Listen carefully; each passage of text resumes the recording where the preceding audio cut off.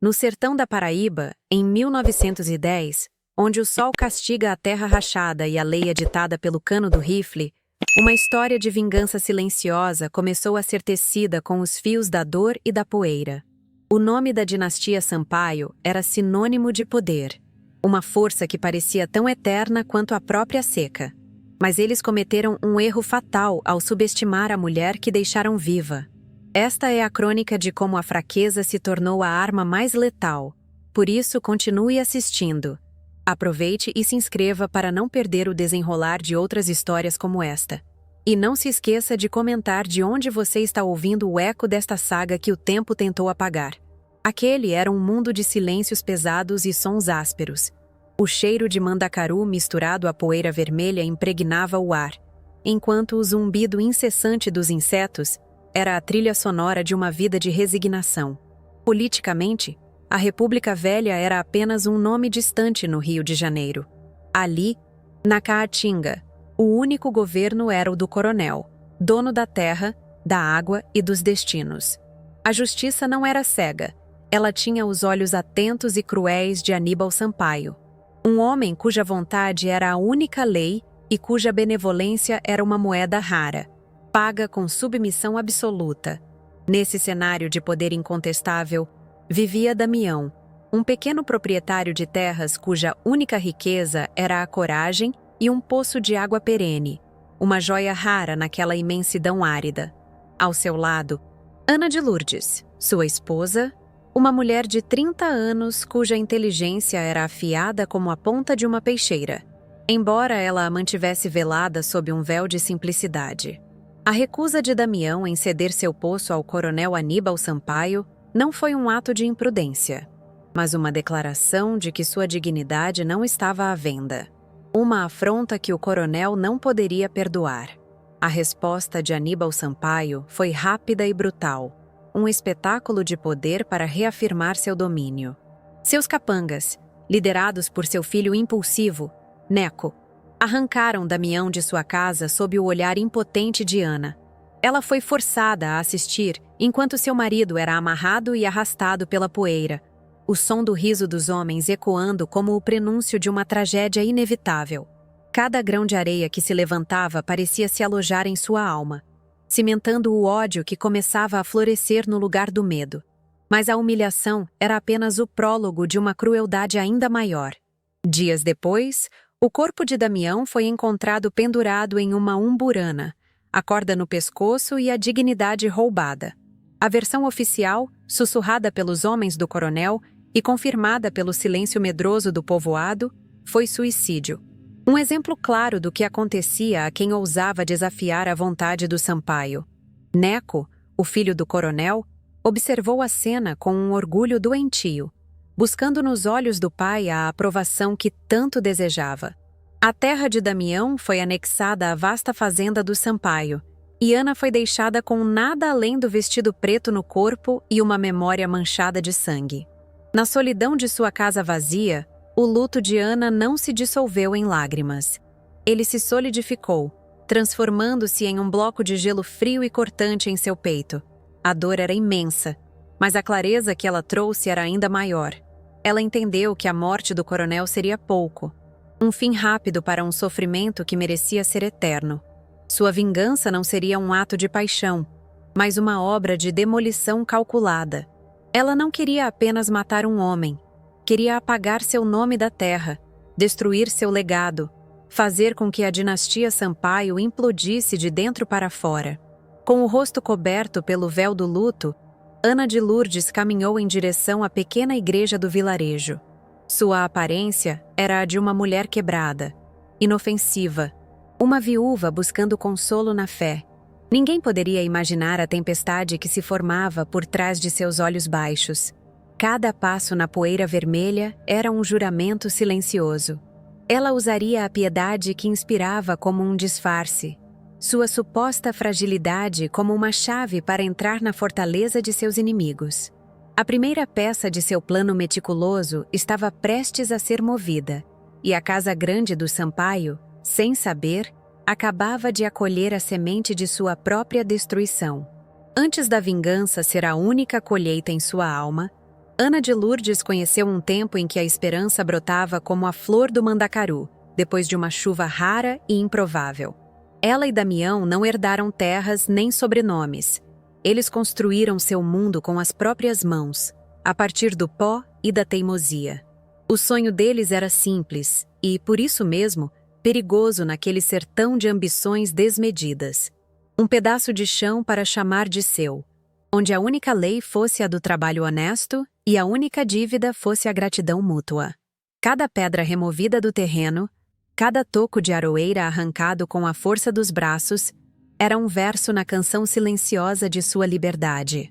As mãos de Damião, grossas e rachadas, eram o mapa de seu esforço, enquanto a mente de Ana, ágil e atenta, era a bússola que os guiava. Eles não falavam de um futuro grandioso, mas de um amanhã seguro, onde a sombra de um patrão não alcançaria sua porta, e o suor de seus rostos regaria apenas o que lhes pertencia. O dia em que a broca de Damião encontrou o lençol freático foi como se tivessem descoberto um veio de ouro. A água jorrou da terra seca, límpida e fria, uma promessa de vida que ecoou por toda a região. Aquele poço não era apenas um buraco no chão, era o alicerce de sua independência, o coração pulsante de seu pequeno reino. Eles dançaram sob o sol do meio-dia, encharcados e rindo, um momento de alegria pura que parecia capaz de afastar qualquer escuridão. As noites eram o refúgio do casal. Enquanto o sertão mergulhava em um silêncio profundo, quebrado apenas pelo canto dos grilos, Ana acendia um candeeiro e lia para Damião. As palavras dos livros, que para muitos eram apenas rabiscos, para eles eram janelas para outros mundos.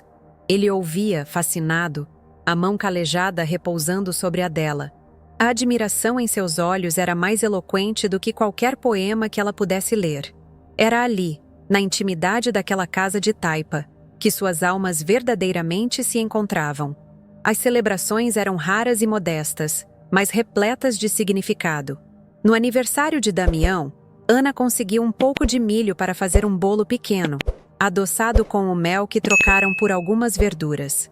Não havia presentes embrulhados em papel de seda, apenas o abraço apertado, a promessa renovada de estarem juntos e a certeza de que a riqueza deles não podia ser medida em réis, mas na força daquele laço que os unia contra o mundo.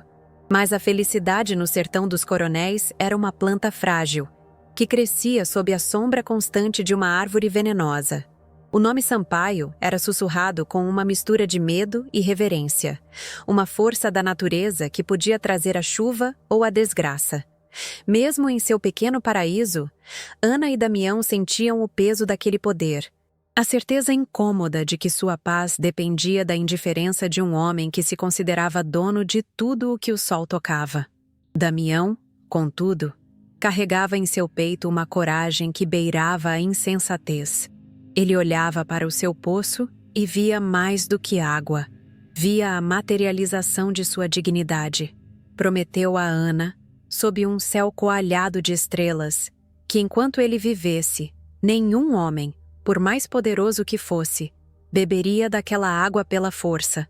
Ele não se curvaria. Não entregaria o símbolo de tudo o que eles haviam conquistado com tanto suor e sacrifício. Ana, por sua vez, era a âncora que tentava manter o barco deles longe da tempestade. Com sua inteligência aguçada, ela percebia as sutilezas daquele jogo de poder. Sabia que a coragem de Damião, que tanto amava, era também a isca que atrairia o tubarão.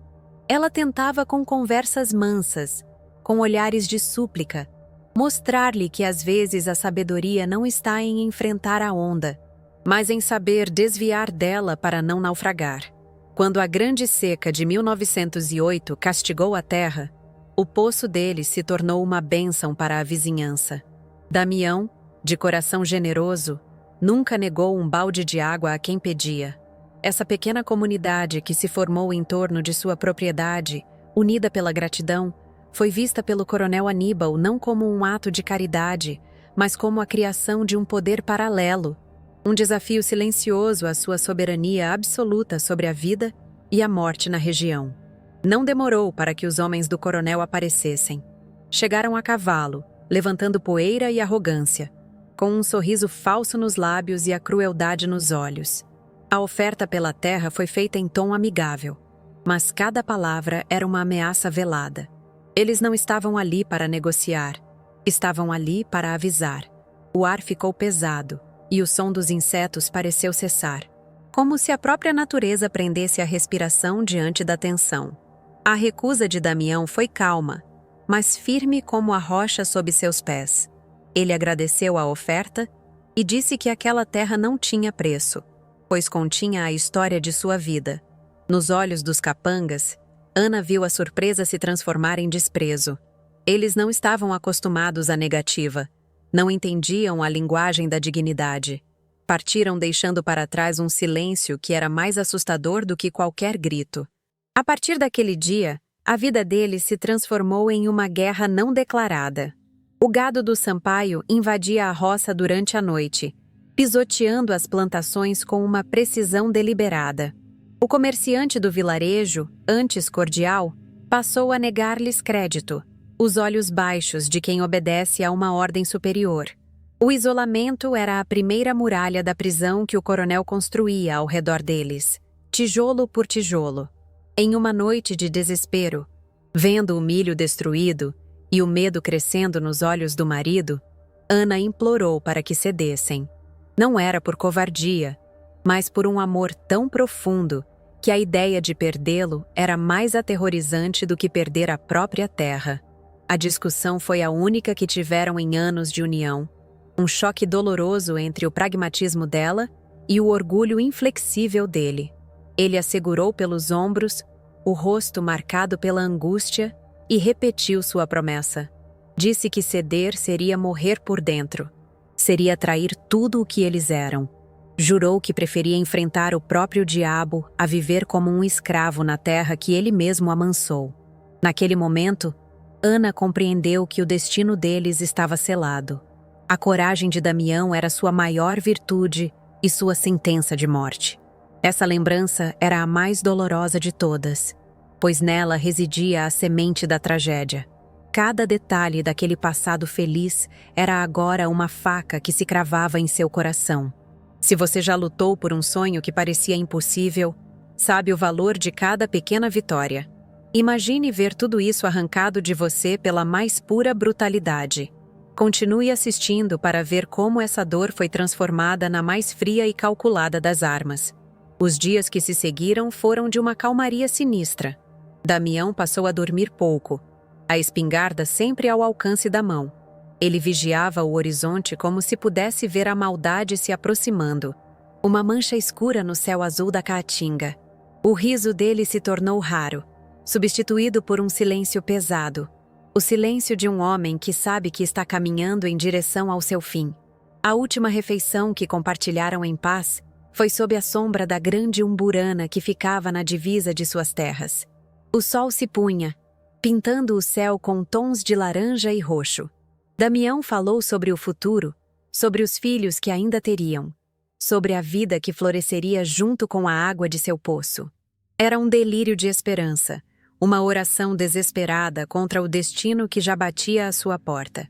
Agora, caminhando pelos corredores silenciosos da casa grande do Sampaio, Ana de Lourdes evocava cada uma dessas memórias não para chorar, mas para se fortalecer. A lembrança do riso de Damião, do toque de suas mãos, do sonho em seus olhos, não era mais um bálsamo, mas um veneno que ela destilava gota a gota.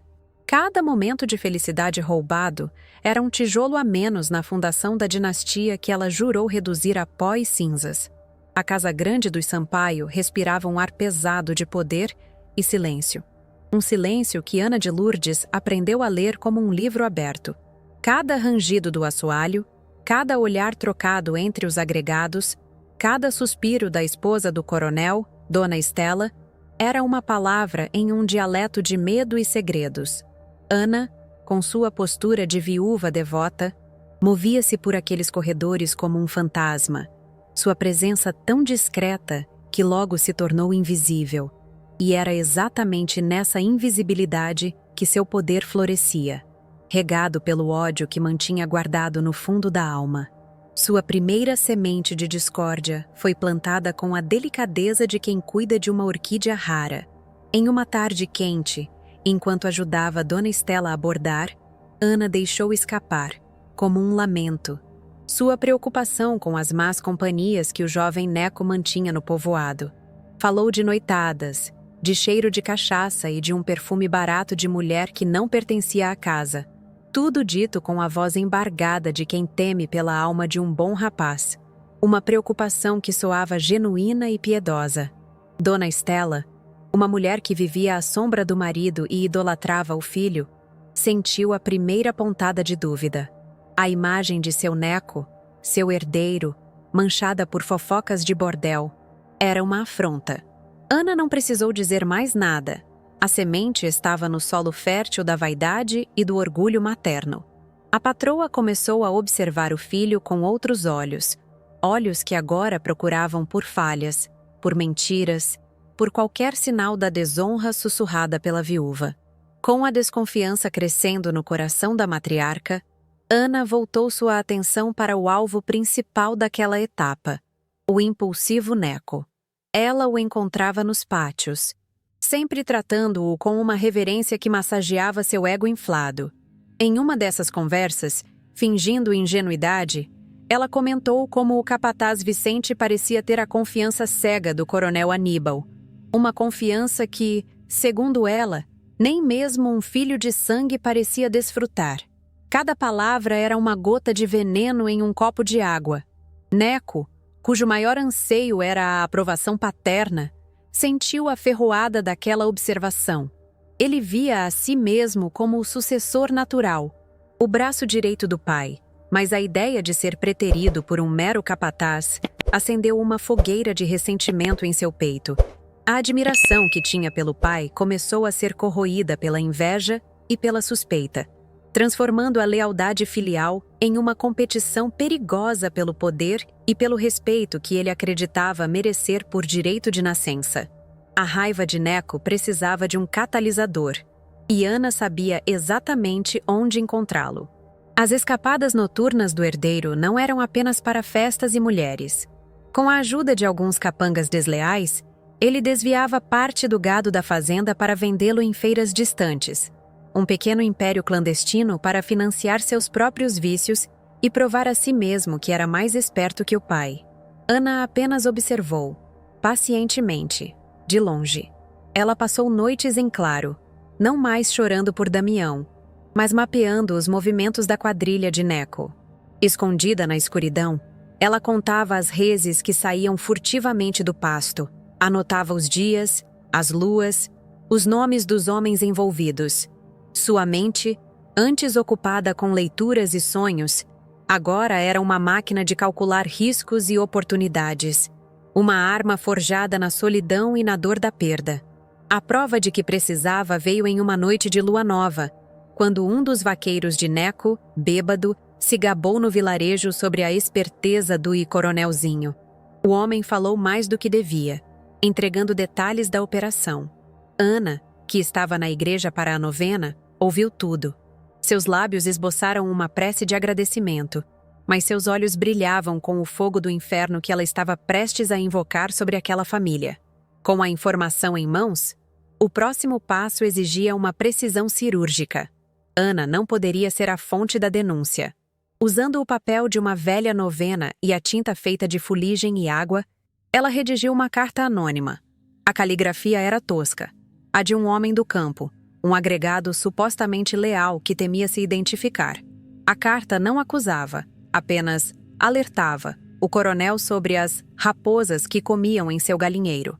A entrega foi sua obra-prima de dissimulação. Durante a missa de domingo, enquanto os fiéis depositavam suas parcas moedas na sacola de ofertas, Ana discretamente deixou o bilhete dobrado cair junto.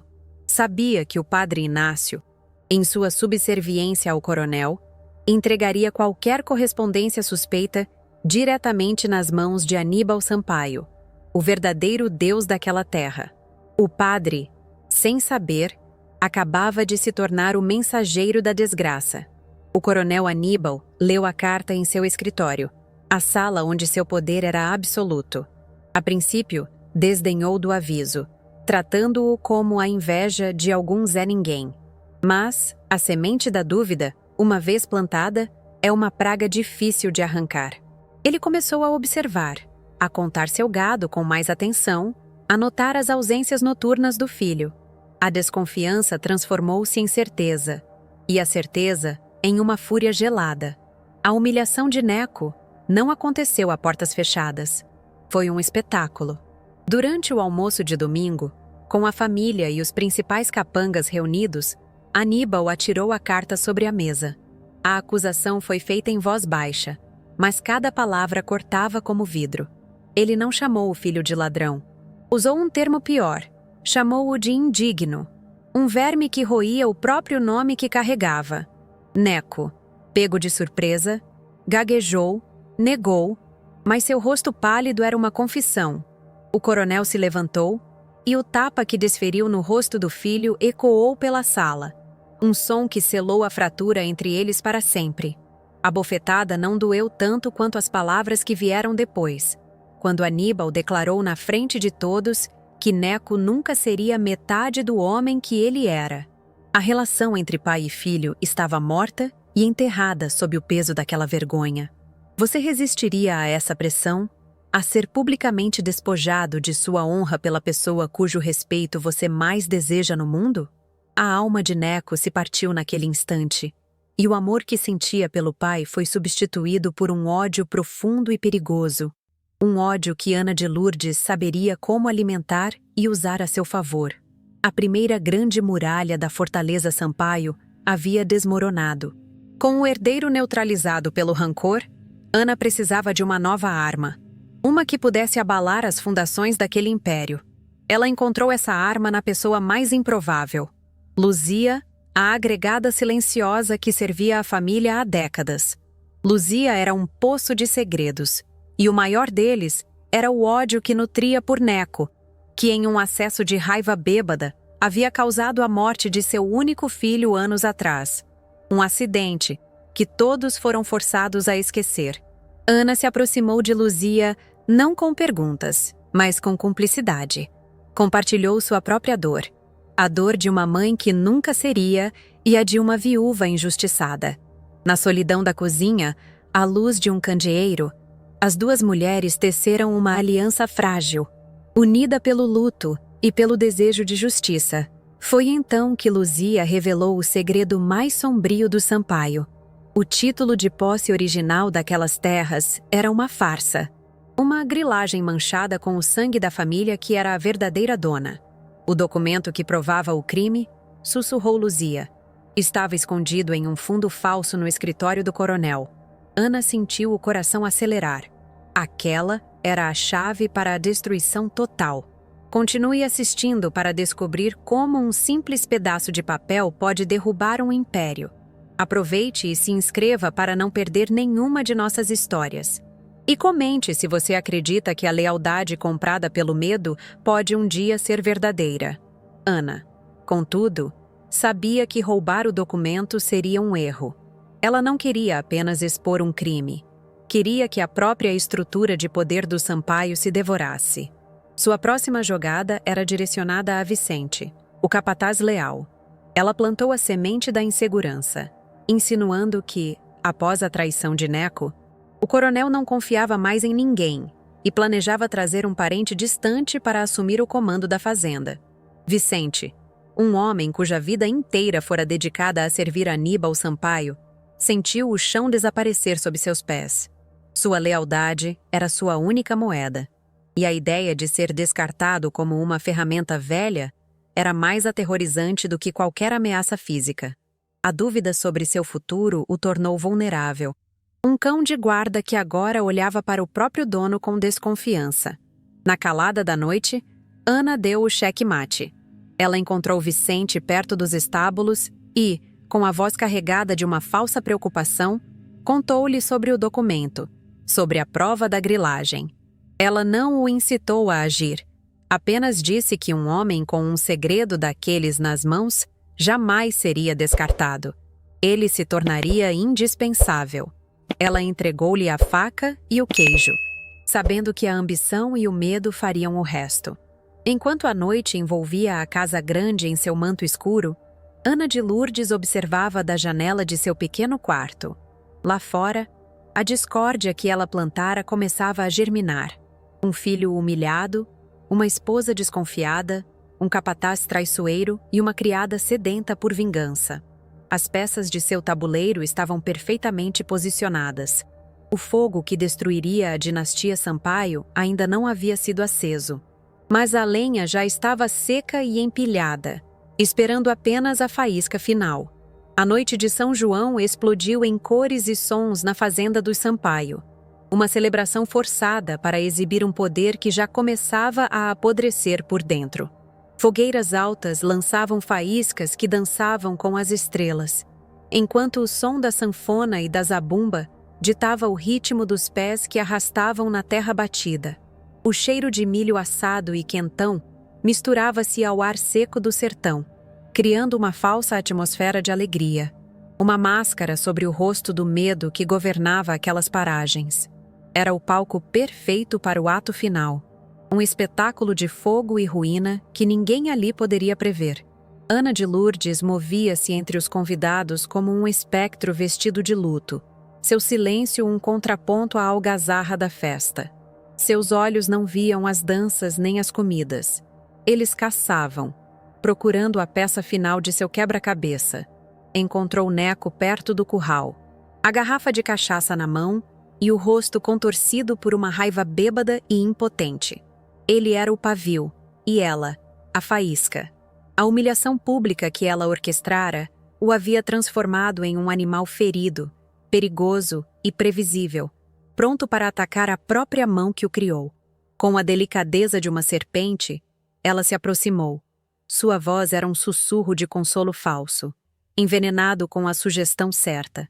Falou sobre como o pai dele ria com Vicente, o capataz, sobre como o coronel dizia que um filho que não honra o próprio sangue é mais fraco que um cão sarnento. Cada palavra era uma brasa jogada sobre a pólvora do orgulho ferido de Neco, uma mentira cuidadosamente construída para empurrá-lo para além do ponto de retorno, para a confrontação que selaria o destino de todos. A reação foi imediata e violenta. Os olhos de Neco se injetaram de ódio. A garrafa se espatifou contra uma cerca, e ele marchou em direção à casa grande, os ombros largos abrindo caminho pela multidão. Ninguém ousou detê-lo. O povo via apenas mais um acesso de fúria do filho do patrão, mas Ana via a marcha fúnebre de uma dinastia. O som dos passos pesados de Neco na varanda de madeira era o rufar dos tambores anunciando a batalha final, uma guerra que seria travada não em campo aberto, mas dentro de 4 paredes. No escritório, o coronel Aníbal Sampaio contava as fichas dos trabalhadores, alheio à tempestade que se formava do lado de fora.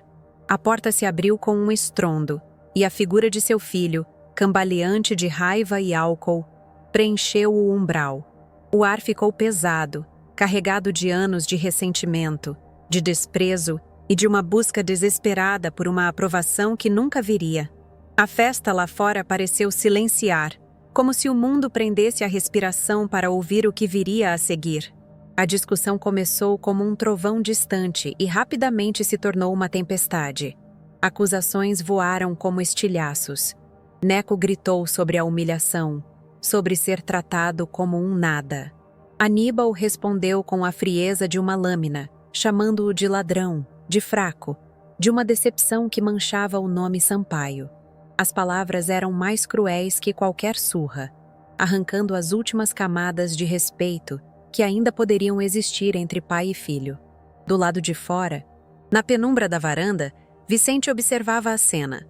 O capataz, cuja lealdade fora corroída pela semente da dúvida plantada por Ana, viu sua oportunidade. Ele trocou um único olhar com Luzia, a agregada, que esperava nas sombras. No rosto dela, não havia medo, apenas a resolução de quem esperou uma vida inteira por aquele momento. O pacto deles, forjado na dor e na ambição, estava selado naquele silêncio cúmplice. Os gritos vindos do escritório se intensificaram. seguidos pelo som de móveis sendo revirados e vidros se quebrando. Era a trilha sonora perfeita para a traição. A festa continuava, e a música alta servia como um véu, abafando os sons da implosão da família mais poderosa da região. Ninguém percebia que o coração daquele império estava sendo arrancado, ali mesmo, a poucos metros da falsa alegria. Com movimentos rápidos e silenciosos, Vicente aproximou-se da porta do escritório. Sua mão, acostumada a segurar as rédeas e o chicote, agora segurava o destino do Sampaio. Ele não hesitou. Deslizou a pesada tranca de madeira no lugar, o som seco e definitivo sendo engolido pela confusão. Um clique, que era uma sentença de morte, transformando o centro do poder em uma armadilha mortal, da qual não haveria escapatória. Enquanto Vicente selava a porta, Luzia se movia com a agilidade de uma sombra em direção ao armazém de algodão, colado à parede lateral da casa grande. Em suas mãos, um candeeiro com o querosene roubado da despensa. Seu rosto era uma máscara de pedra, os olhos fixos em seu objetivo. Cada passo era por seu filho. Cada gota de querosene era uma lágrima de ódio que ela finalmente derramaria. A chama do candeeiro tocou a primeira pilha de algodão e a reação foi explosiva. Um rugido baixo e faminto preencheu o ar. E o fogo se ergueu como uma besta laranja e vermelha, devorando o material seco com uma velocidade assustadora. As chamas dançaram, mais altas e mais selvagens que qualquer fogueira de São João, lambendo a madeira ressecada das paredes da casa grande. O vento seco do sertão, que por tantas vezes castigou aquela terra, agora se tornava um aliado da vingança. Ele soprava com força, empurrando o inferno para dentro da estrutura, espalhando as chamas pelo telhado e pelas vigas. A madeira estalava e gemia, como um animal gigante em agonia.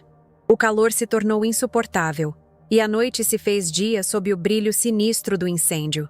O primeiro grito de pânico não veio de dentro da casa, mas da festa.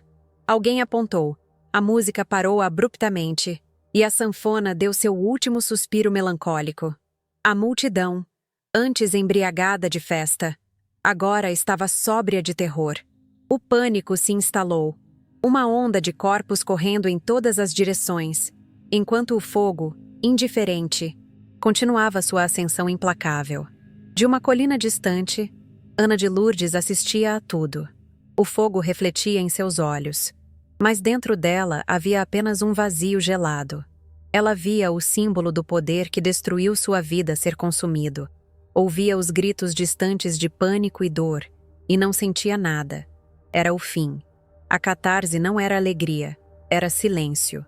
Se você já sentiu a justiça chegar tarde demais, talvez entenda o deserto que restou na alma dela.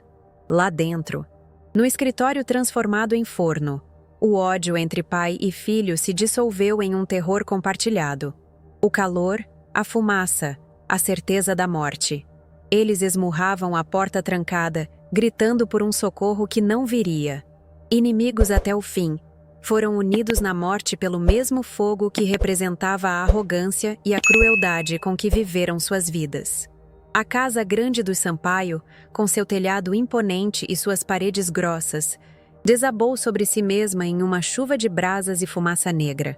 O som do colapso foi o ponto final na história da dinastia.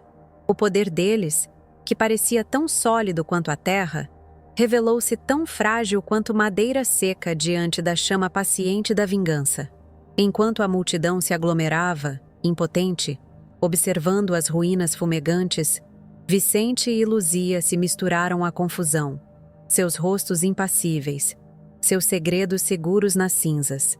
Eles eram agora apenas mais duas vítimas da terrível tragédia, invisíveis em seu triunfo. A justiça deles fora feita nas sombras, silenciosa e definitiva como a morte. Ana não esperou para ver o sol nascer sobre a destruição. Seu propósito ali estava cumprido. O nome Sampaio seria, em breve, apenas uma memória queimada. Uma história de fantasmas para assustar crianças. Ela deu as costas para o brilho laranja que manchava o horizonte e começou a caminhar, desaparecendo na escuridão da caatinga. Uma mulher que se tornou lenda ao transformar sua dor na pira funerária de seus inimigos. As primeiras luzes da manhã revelaram um cenário de desolação que o sol forte do sertão parecia relutar em iluminar.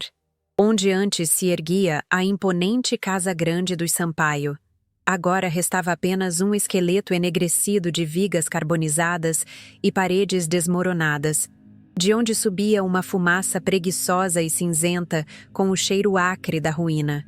A multidão que antes corria em pânico, agora se reunia em um silêncio pesado, observando o fim de uma era.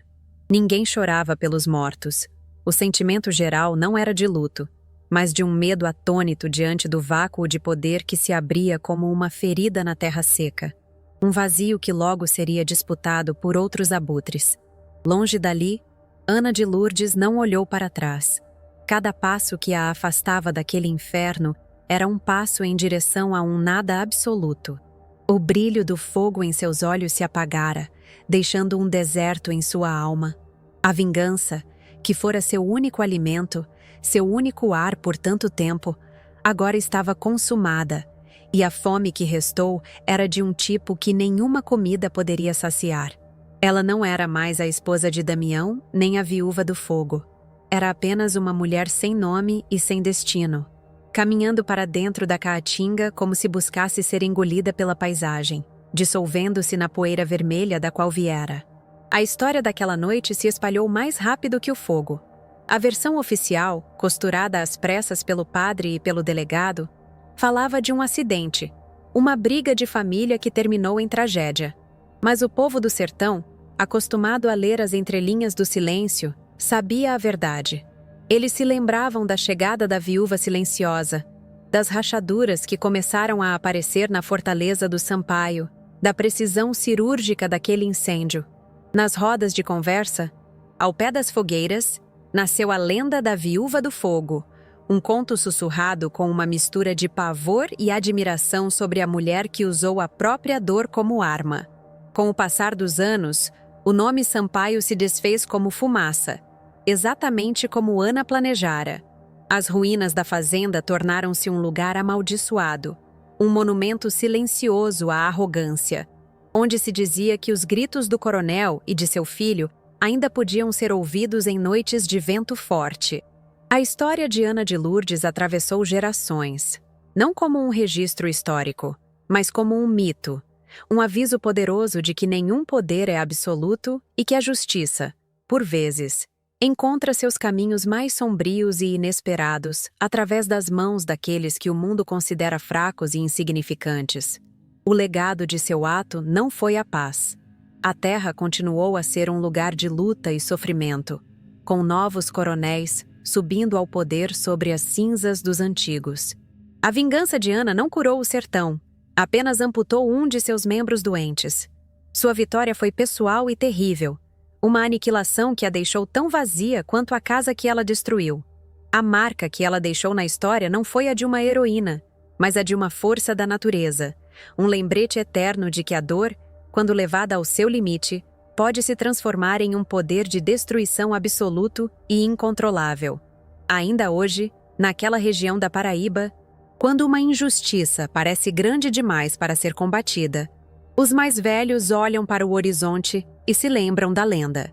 A história da Viúva do Fogo nos conecta diretamente à nossa própria sede por justiça, nos forçando a questionar os limites da moralidade quando confrontados com a brutalidade. O eco de sua vingança silenciosa nos lembra que as sementes da rebelião muitas vezes são plantadas não com gritos, mas com o silêncio paciente de quem já perdeu tudo, menos a própria memória. No local onde a Casa Grande foi consumida pelo fogo, dizem que nada mais cresceu, exceto por um único e teimoso pé de mandacaru, que floresce branco e puro no meio das cinzas, um símbolo da resiliência que brota da destruição. A vingança de Ana de Lourdes foi um ato de justiça desesperada, ou ela se tornou um monstro igual àqueles que combateu? Compartilhe sua opinião nos comentários. Inscreva-se para que mais histórias como esta não sejam apagadas pelo tempo e nos conte se em sua vida você já sentiu que a única saída era lutar, mesmo que isso custasse sua própria alma.